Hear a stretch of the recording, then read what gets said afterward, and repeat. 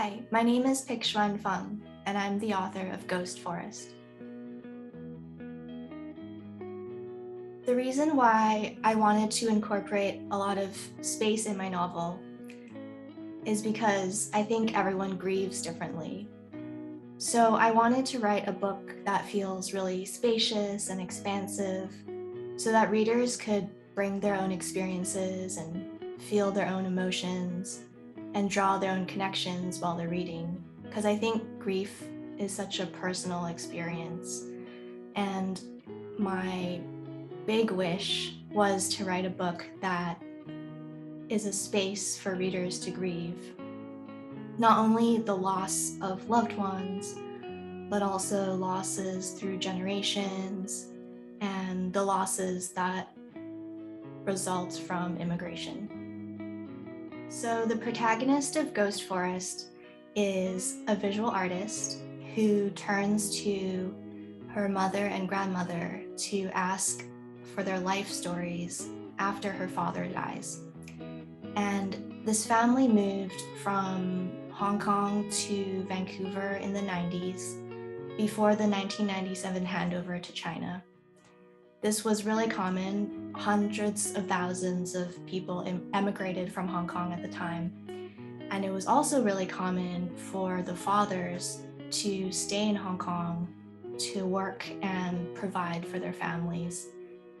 And they became known as astronaut fathers because they were always flying back and forth. So the protagonist is grieving not only the death of her father, but also his absence throughout her life. And she's trying to figure out how to do that in a family that doesn't really talk about their feelings. I think first novels are special for different reasons for different people. But for me, this was special because I was trained as a visual artist and I didn't intend to write a book in the beginning. I was writing these vignettes as voiceovers for video art projects. And as I was writing more and more, I realized that I really enjoyed the process of writing. And I decided to turn it into a book. And it took me 7 years, but I think that because of all the obstacles and questions that came into my mind throughout the process, this was really special for me because it was through writing the book that I discovered I wanted to become a writer. My advice would be to trust your intuition, because it's only by trusting your intuition over and over and over again that the book becomes something only you can write. And I know it's so easy, because I experienced this, to get swayed by expectations and doubts and concerns, praise and criticism, and all these external opinions.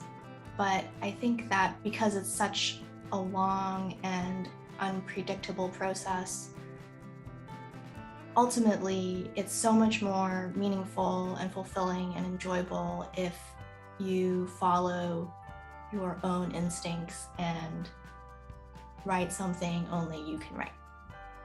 I just finished reading The Best We Could Do by T. Bui and Gods of Want by Kaiming Chang.